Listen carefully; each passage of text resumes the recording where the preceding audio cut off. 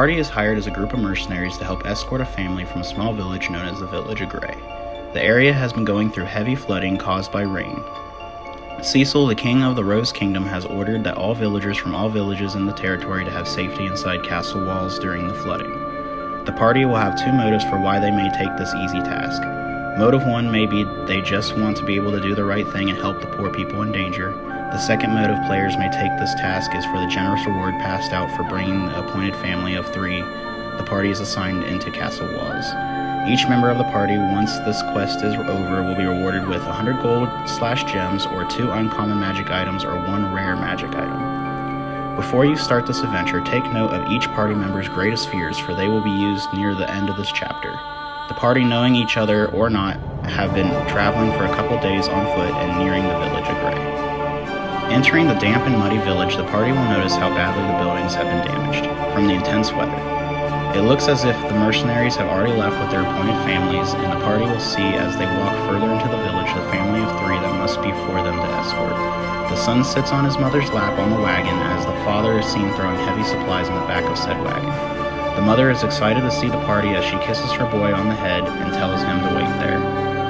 She jumps down off the wagon and introduces herself. She will mention her name is Sarah, and the 10-year-old boy in the wagon is Max. The man will be extremely rude when saying his name is Malvin, and he pushes his wife aside to grab another bag.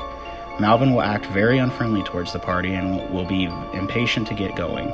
It's about midday as the party hit the path back to Rose Kingdom.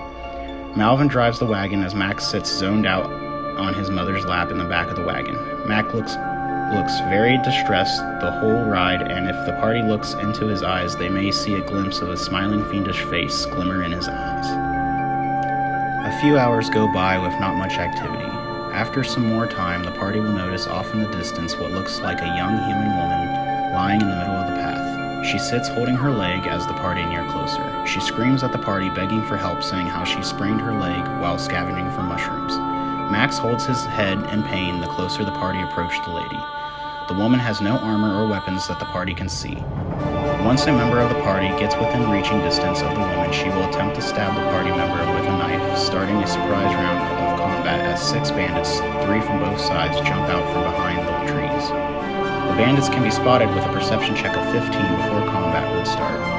On the bodies of these bandits, similar supplies from what's in the party's wagon can be found, implying these bandits have taken out the other rescue teams heading back to Rose Kingdom.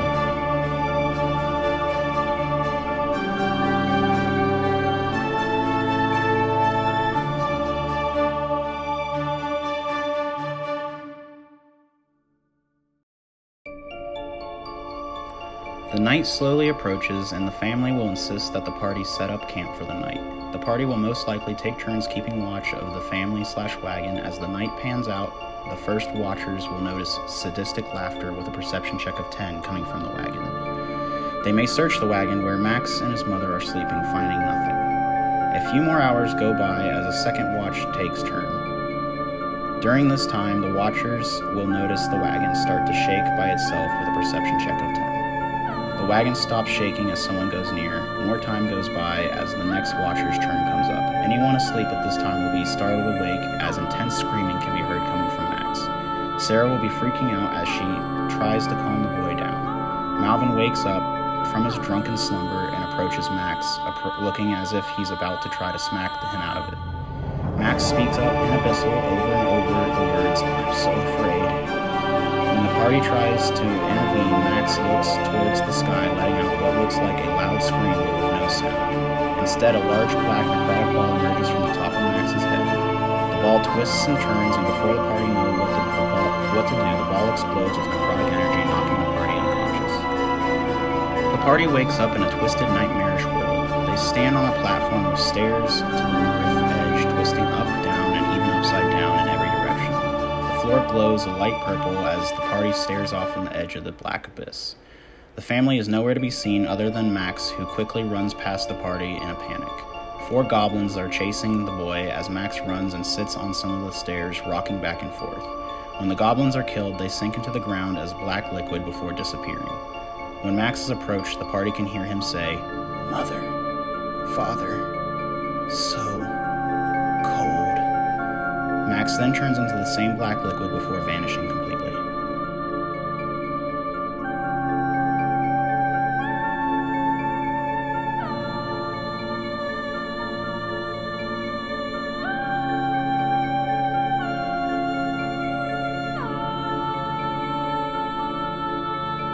The only way to go forward into the maze of stairs to make it to the next area. The party can make an intelligence check of 15 to make it through the maze quickly. If the party end up lost, they may take 20 minutes to find the way to the next area. In doing so, devilish laughter can be heard mocking the party. Once the party reach the top of the sinister voice echoes, "Let's play a game, hee. Pick a path. They both lead to the same place. Could I offer you sweet, sweet power? You know what to do." Two paths lead to a similar platform as the last area. Each path has a different statue that sits on top of it. The left statue shows an angel praying with the face of Max's mother, Sarah. The right statue shows a devil gnawing on a child's skull with the face of Max's father, Malvin. Going through either pathway will grant the players a gift. Angel Path. Walking through, the player will hear in a calming female voice, "It's okay. Everything will be okay. And all wounds and spell slots will recover." Roll a d4 and add the gift to the player's bag.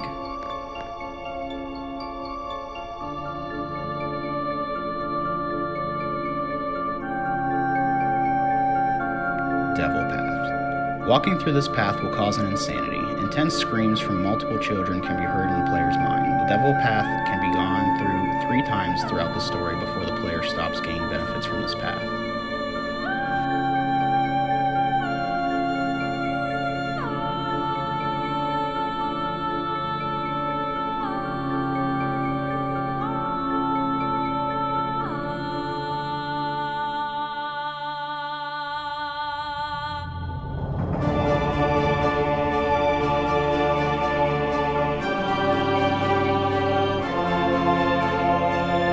As each party member walks through the chosen path, they vanish from eyesight of each other until they reach the other side, not able to turn around. Once reaching the end of the path, the party will notice Max in the center of the room talking to distorted shadowy figures. To the far north of the room, 2 torches can be seen on each side of the giant metal door. To the far right of the room, the party will see a wooden door with a small tiefling boy carved into it. To the far left of the room, another wooden door can be seen with a symbol of a wolf carved into it.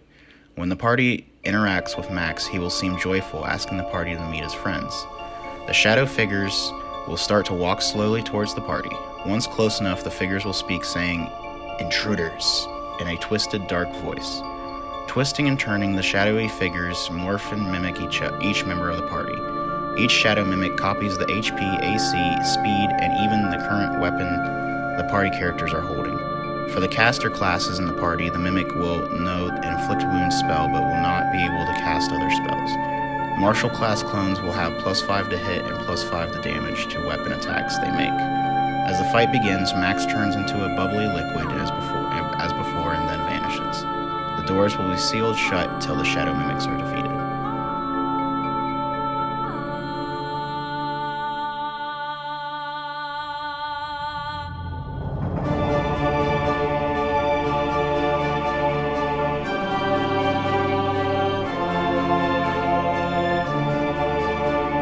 The 2 torches at the sides of the metal door the party will find impossible to light. The only way each torch will light is if the party complete the areas of the doors of the respective side. When both sides are lit, the giant iron door will creak and slowly open to the next area. These doors each represent a memory of Max the party will experience. Wolf Door. Opening the wolf door, the room around the party starts to flash as the party finds themselves in a new area. The party are standing in a large hollowed out tree in the middle of the woods. When a member of the party walks out to the outside, they will notice in a close distance that appears to be a starving dog. The dog sees the party, and once approached, the party might be shocked when they realize the dog can talk. The dog asks the party if they would like to leave, and if they do, they would need to complete 3 tasks. Each task is only revealed after completing the previous task. Task 1. Bring the dog meat. Animals can be found in the woods. Rations from the party's bag will also work. After the dog eats, the ribs the party can see from the starving dog seem to vanish as the dog fattens up. Task 2. Make the dog feel loved. The dog seems very joyful after this. Task 3. Tell the dog its name. Devilish laughter is heard echoing throughout the woods as the dog vanishes into black smoke. Max can now be seen running far off in the woods. Looking to the sky, the party will notice a noose hanging randomly in the sky. The party watches a ghostly figure float towards the noose as if it was going to hang itself. The figure quickly wraps the noose around its neck, choking and struggling before fading. 6 brick-like lines fade into place under the noose. Max drops some paper as the party run after him. It reads, "Game time! Catch and guess!" Catching up to Max and grabbing onto him will allow the player to guess a letter that can be filled into the bricks with a ghostly image of the letter. Guess a wrong letter and a body part of the ghostly figure will fade into place around the noose. If the ghostly figure hangs, the player who hanged the ghost takes 5 necrotic damage, and for every wrong guess after that player making the guess takes 5 necrotic damage and feel as though they were being choked. Guessing right letters or solving the puzzle will fill in the blanks, revealing the dog's name as Fluffy. Max will dissolve into black mist after each catch, being found again in another part of the woods.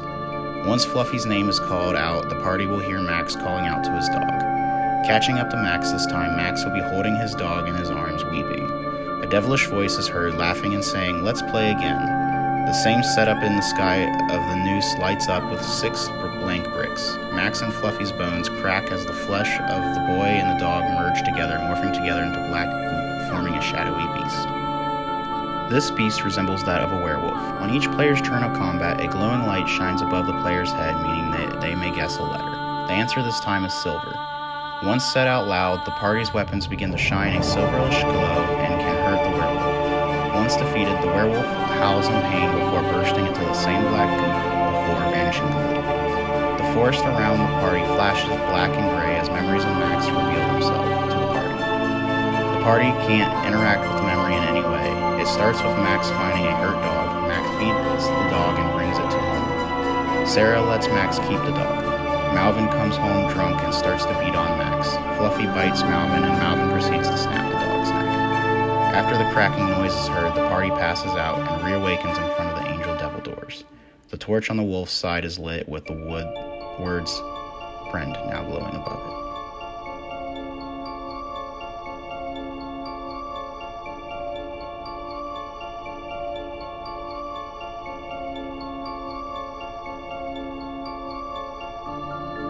Tiefling door. As the party opens the tiefling door, the room flashes and they find themselves outside the soldier quarters of Rose Kingdom. A group of 4 men stand over the table looking at a map. One of these men stand out to the party. He looks like Malvin but slightly younger. The men look up to the party as Malvin starts to speak. He asks the party if they are the reinforcements. Malvin then speaks in great detail about how, for a few years, tiefling bastards have been hired to take the king's life. He will explain after pointing to a spot on the map that it's time to send them back to hell. He tells this spot must be where one of the bases of the tieflings can be found. Malvin will also state whoever hired these scum, they surely know how to get a hold of good killers. On the way to the base, the party will be ambushed by 2 of the tiefling assassins. Every NPC who dies turns into black liquid and disappears. The NPCs left alive do not seem to notice or care about this and will insist the party moves forward. Malvin will not die in this fight, and each guard uses the bandit stat block. If either of the assassins get away, the tieflings at the base will be alerted. After a little more walking, the men will stop and say they should be at the spot.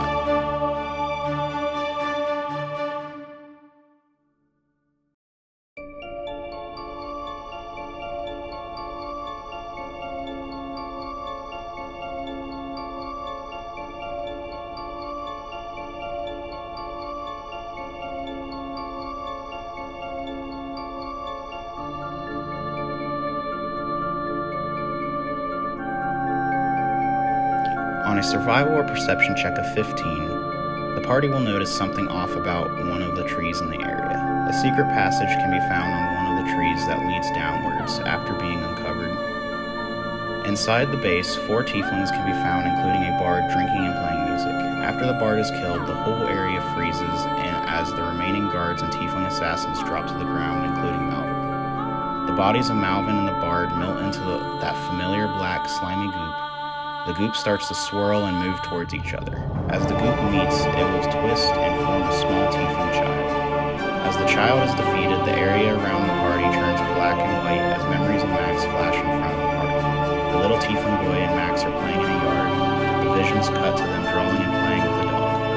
Both Max and the boy seem very happy. The image takes a darker turn as they cut Malvin beating both of them. Malvin seems to be hitting the tiefling boy harder and harder till he's beaten to death. The party black out and awaken back to the angel devil doors. The torch on the tiefling's side is lit as the word brother fades into place above it.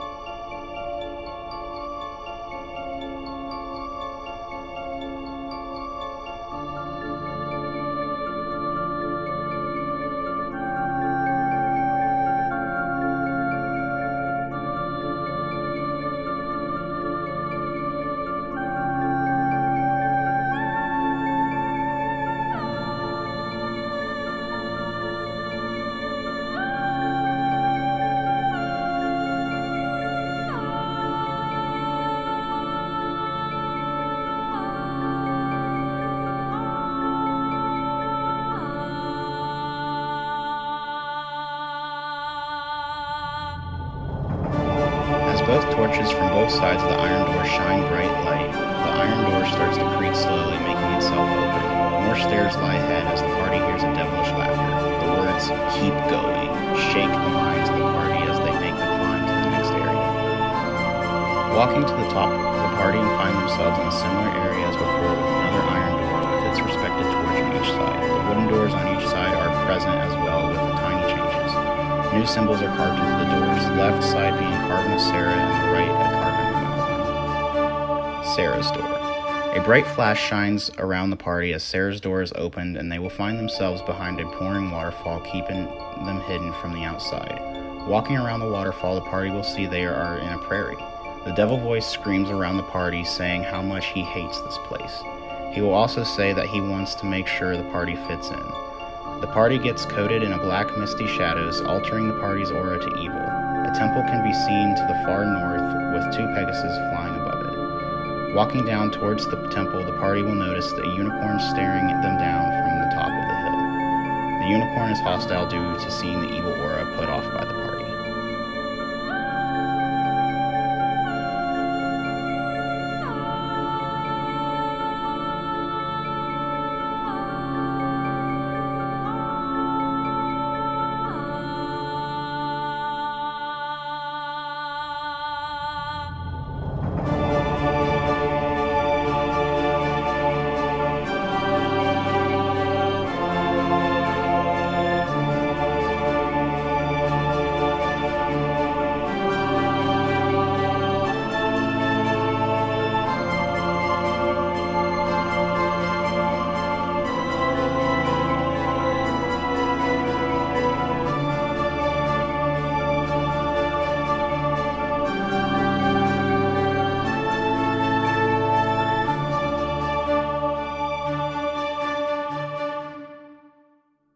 After dealing with the unicorn, the party will be nearing the temple. The Pegasus fly down near the party, watching them. They will begin to circle the party and attempt to escort the party inside. What's shocking about these creatures is they bleed more than normal instead of turning to black mist. When the party enter the temple, the party will see Sarah with large glowing white wings. She'll be holding Max, rubbing his head, demanding to know if the party came to hurt her boy as she kisses Max on his head. Any ill words from the party member will cause them to take radiant damage till they drop to 0 hit points. The party can ask why or where they are, but Sarah will only say evil harms her and this boy.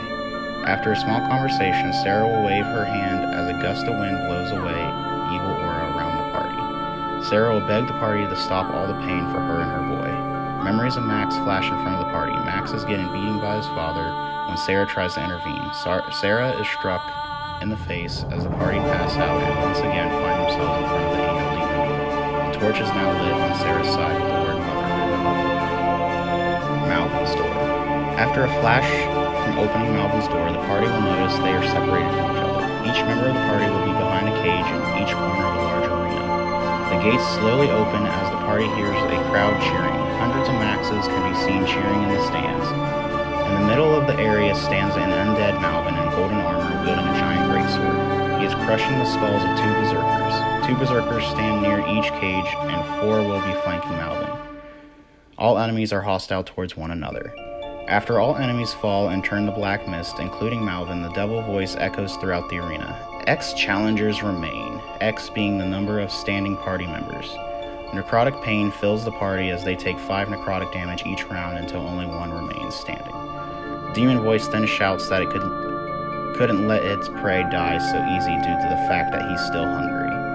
Each PC who dies during taking the necrotic damage wakes up in front of the angel demon door with 1 HP and a new insanity, but not before catching a glance of Black Eye's ugly, twisted face.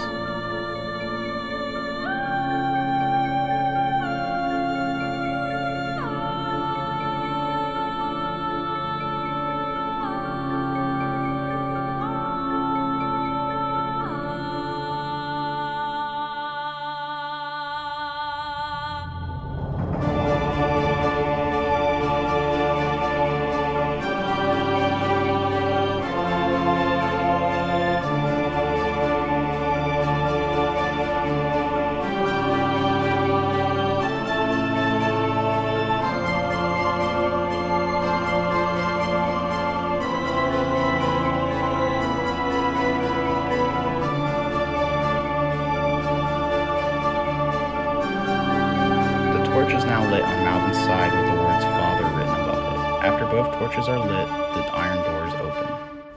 Walking down the final pathway, the party finds themselves in the final layer of this nightmare. Everything behind the party fades away in dark as what's in front of them fades into place. The party is now standing face to face with the shadow demon himself, Black Eyes. The demon tormenting Max's mind. This hideous creature can be seen munching on Max's head as Max cries in pain and vanishes in the black smoke. Black Eyes inhales the smoke as he introduces himself as the one who feeds of Max's pain. Before the fight starts, Black Eyes will say, "I eat fear." Each member will now see Black Eyes as something new. Each member of the party must make a wisdom save of 20 as each of their greatest fears manifest in front of them. On fail, the party member is frightened and can repeat the save at the end of each turn with an easier save of 15. Once Black Eyes is defeated, a high-pitched scream can be heard as darkness covers the area. The party pass out and reawaken in the wagon, now escaping the nightmare world. Max seems to be smiling as he rubs his head as if being cured from some major trauma. Malvin can be seen dumping dead bodies out of the wagon if any party members have died. Sarah is relieved to see that the party is alright. The family is not sure what happens, but will insist to hurry to the king.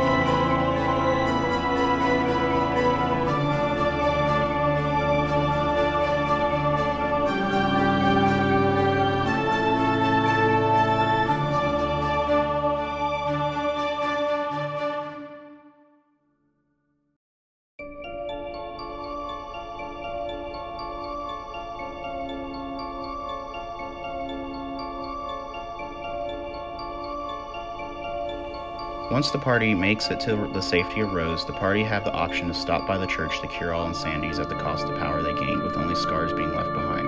This church is ran in devotion to many of the good aligned gods and will always help those in need. Bringing the family to the king will allow each party member the reward choice 100 gold, 1 rare magic item, or 2 lower magic items. After telling the King Cecil the events of what the past held, he will be very concerned and will have a special watch over the family they have brought to safety.